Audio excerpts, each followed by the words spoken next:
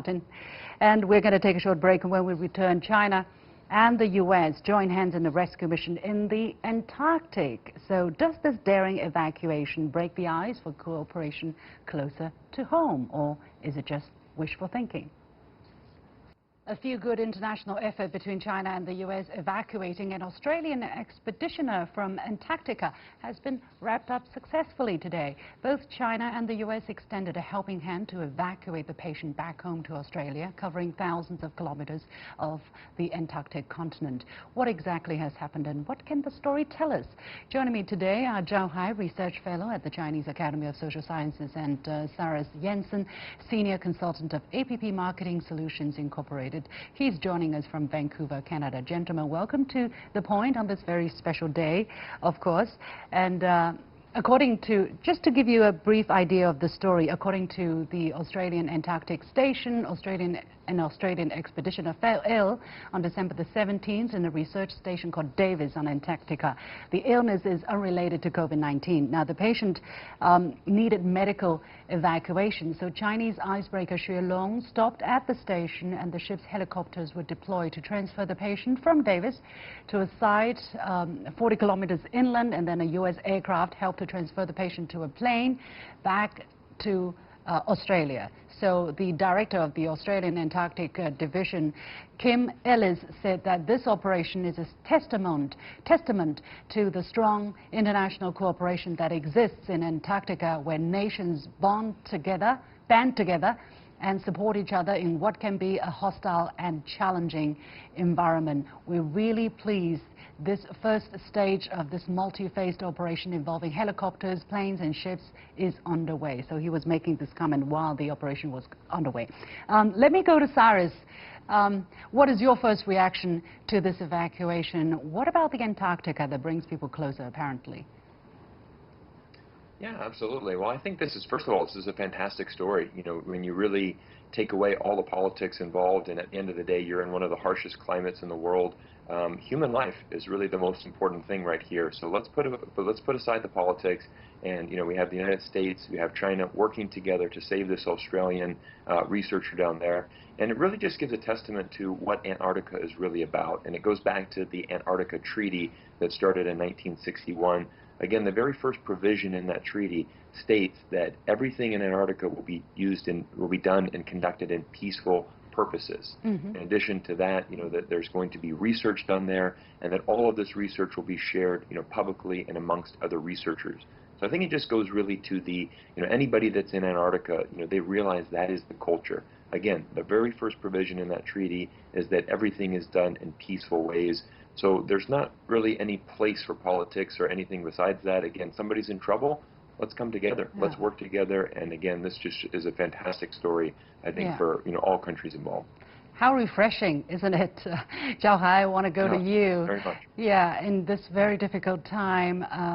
And I'm happy to see that Chinese media, such as Global Times and Reference News, which is another news media very popular, also reported on the story. The title goes, "Emergency!" An Australia expeditioner got sick in Antarctica. China and U.S. join hands on evacuation. And many netizens in China praised the effort on social media platforms, saying, for instance, the spirit of international cooperation is pure and transparent and not tainted by ideology and politics.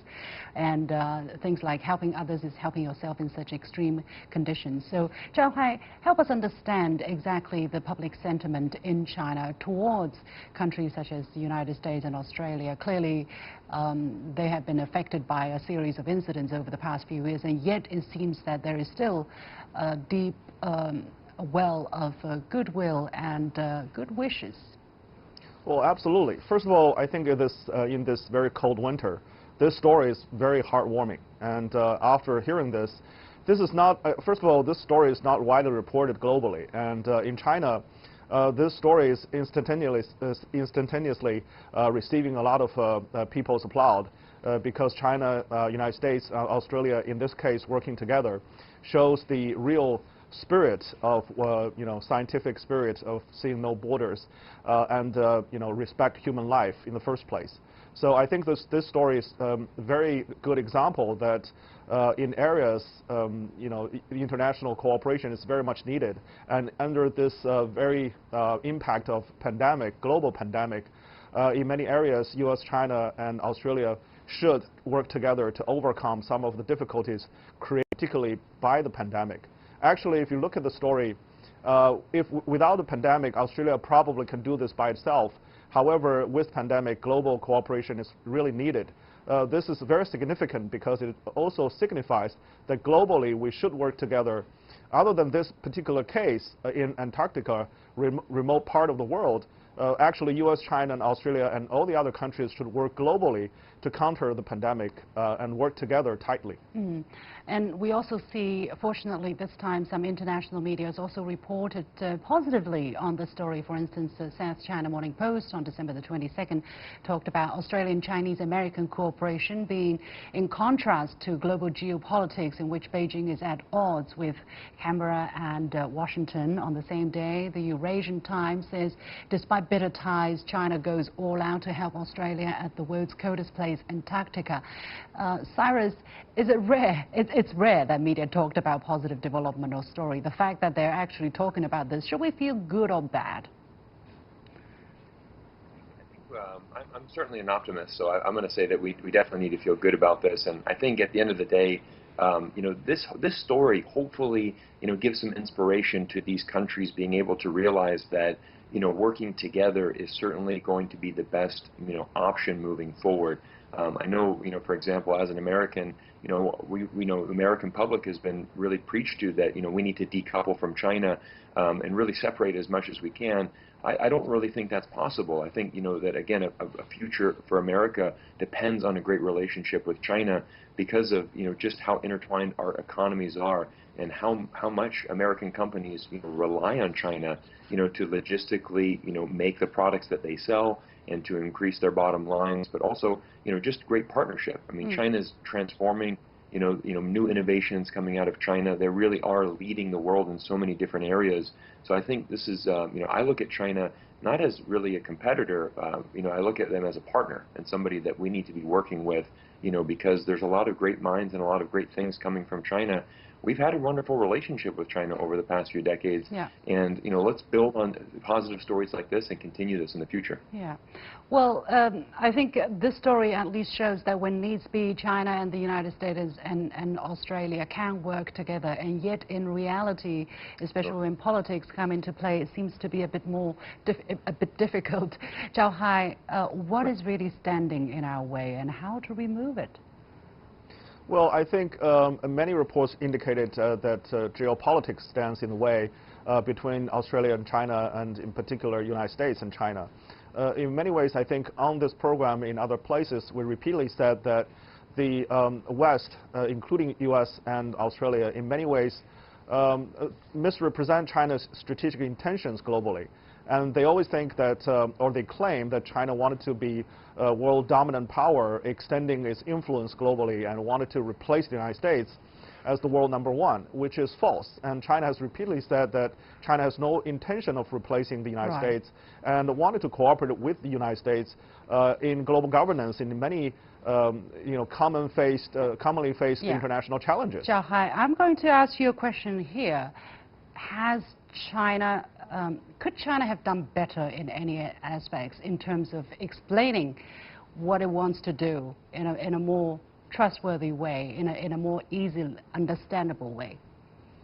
Yes, I think China can do more to explain its intentions, showing more transparency and also cooperating more with the West on many issues. However, I think, on the other hand, if you look at the U.S. domestic politics, there are a lot of people wanted to use this opportunity to basically move responsibility or just to blame China to reduce their own responsibility. So they have their domestic problems unresolved, and that they have, in many ways, they wanted to put China as a scapegoating target and blame China on everything. Yeah. So I think they have to, when the Biden administration comes into power, they need to really put their house in order before they can have a right mind on how to deal with China and have a good strategy and policy towards China. Cyrus, just now you were talking about decoupling. Actually, yeah, there has been a lot of talk of decoupling. However, a recent survey by the Center for Strategic and International Studies based in the U.S. suggests that the majority of thought leaders in the U.S. actually favor continued economic interaction with China. For instance, among these thought leaders surveys, 69% believe, okay, the best approach toward China is to use multilateral agreement and rules to pressure China to change its economic policies, but only 19% think the U.S. should decouple from China. So, Cyrus, what does that survey result tell us about the public sentiment that's there that could accommodate more and continued interaction, even cooperation with China from the United States? I think it's really interesting when you look at that statistic, because you say 19% say that they should decouple, which means on the flip side that means over 80% support the fact that the United States and China should be moving forward together, and this relationship should continue to prosper. 50 years ago, when Richard Nixon first established the relationship between the United States and China, this formal relationship, this is when American companies started to do business in China. Over these past decades, we've seen tens of billions of dollars being invested into China, building the factories. This is logistically, it just doesn't make sense. It's just really impossible to say, let's pull out every American factory out of China. Because let's also not forget, no Chinese factory or Chinese government said to American companies, you must come to China to manufacture. They didn't force Americans to come. It was American CEOs, American companies that went to China seeking to find a place to manufacture their goods for better profit and to improve their bottom lines. So it very much is, America was leading that. And I think at the end of the day, when you're looking at the business, if you've been investing billions of dollars into the infrastructure and getting your factories in order, you realize that just is really unrealistic. And I think that's what that poll really shows us is, 80% really realize the truth. Yeah. Well, actually, the latest surveys, both among U.S. business leaders in China and British business leaders, the great majority say they want to stay in China and they plan to invest more. But we are going to leave it here. It's a huge topic once again. But many thanks to the two gentlemen for taking time out on this special evening time, special occasion to be with us on The Point. Happy holidays to you.